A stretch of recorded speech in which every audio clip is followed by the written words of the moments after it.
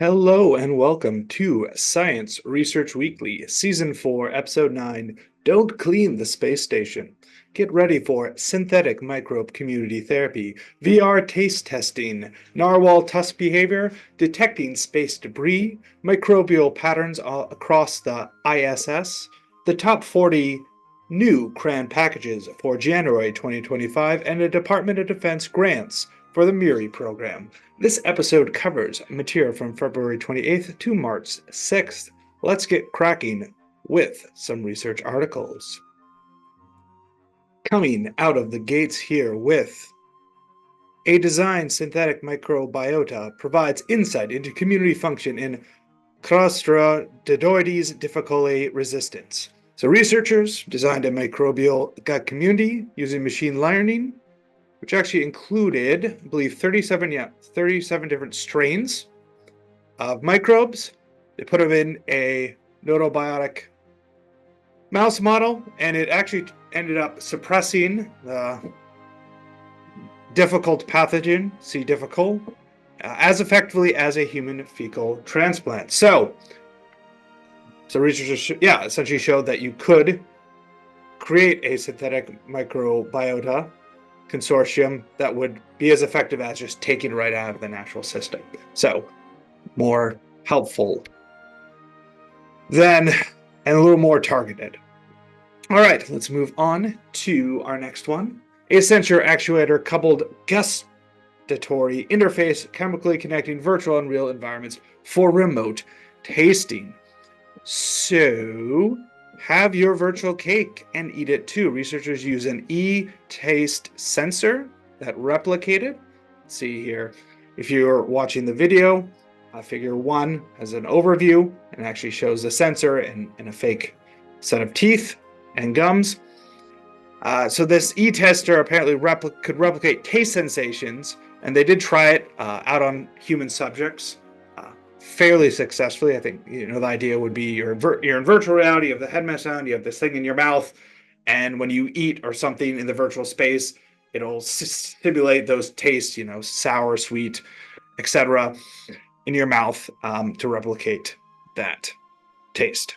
And again, I think they were fairly successful. Though, to be honest, I think I'll stick to analog coffee for the time being.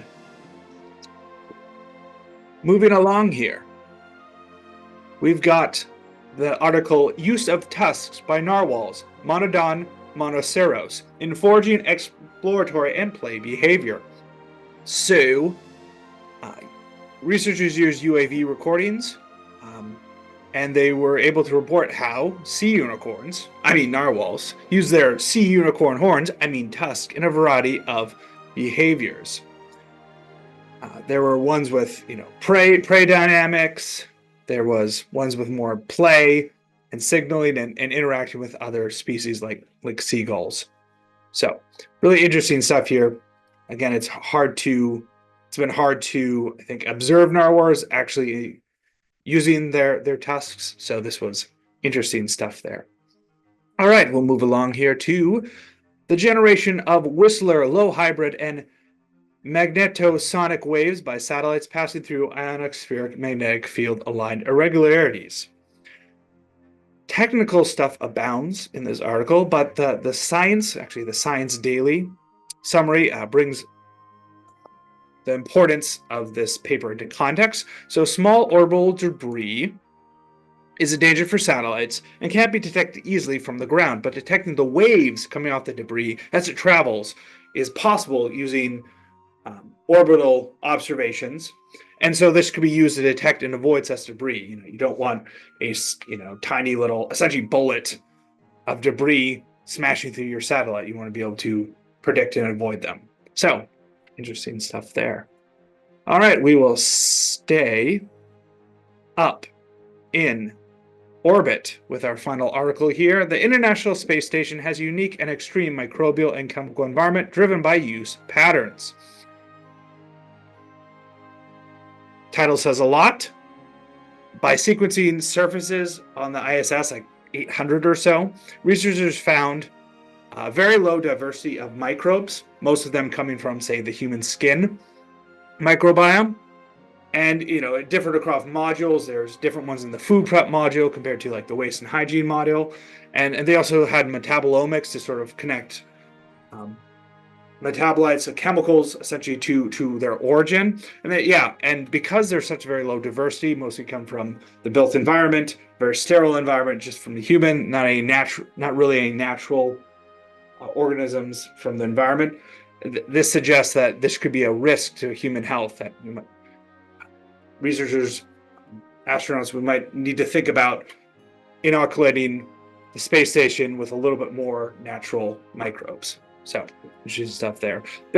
Great paper. I kind of dug through. They did a lot of data here, so I'm just scratching the surface of what they brought up. All right, that is it for articles. Let's turn to some research tools. Our version 4.4.3 trophy case was released late last week. So that's kind of exciting there. We have five new R-bloggers posts. First, from Keith Goldfield, a Bayesian proportional hazards model with a penalized spline.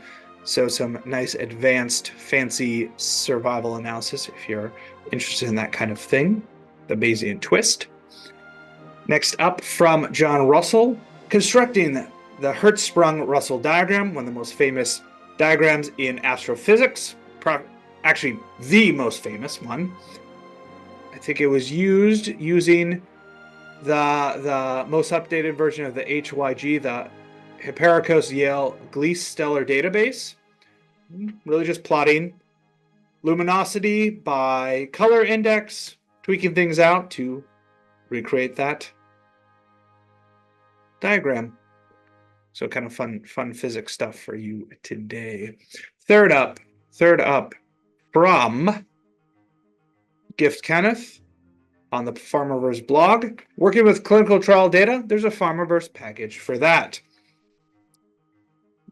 The article goes into the key stages of clinical reporting. Reporting is an important part of clinical studies, and as well as some examples. Okay, fourth one from OpenSci, better documentation for R Universe. There are some new R Universe docs on how to browse, install, publish, and the infrastructure of the R Universe. So there's also an interactive web tour. So if you're interested in the R Universe, here you go. And finally, the good stuff here from Joseph Rickard on R Works, the January 2025 Top 40 New CRAN Packages. Chock full of great stuff here. My top picks to examine further are, let's get down to the first one. There is Gene Viewer, which provides tools for plotting gene clusters and transcripts by importing data from GenBank, FASTA, and GFF files. There is FlexFitter, which, let me see if I can find that. Yes, provides tools for flexible nonlinear least squares model fitting using general purpose optimization techniques.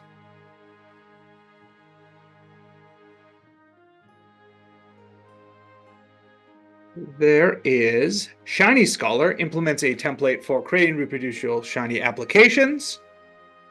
There is ggstackplot, provides functions to easily overlap grammar of graphics plots for scientific data visualization, especially for things like climatology and oceanography research. And finally, PartTree provides functions to visualize the partitions of simple decision trees. New R packages as well, 4 of them I thought. No, yes, 4 of them I thought you might be interested in. There is Metabolo SSMF, Simplex Structured Matrix Factorization for metabolomics analysis. There's Mixtree, a statistical framework for comparing sets of trees. There's MBX, a comprehensive microbiome data processing pipeline, and BLIT, bioinformatics library for integrated tools. Let's close out our time together here with a little bit of research funding. There are a few Department of Defense grants on multidisciplinary research program of the University Research Initiative, or MURI. Those for 2026 are now available. I have the Office of Naval Research version. I think there's 3 different versions, but that version is the reference link, but they're all fairly similar. The MURI program addresses high-risk basic research and attempts to understand or achieve something that has never been done before. So that is what we've got for some funding. Battling Narwhals, thanks for joining me for Science Research Weekly. Science on.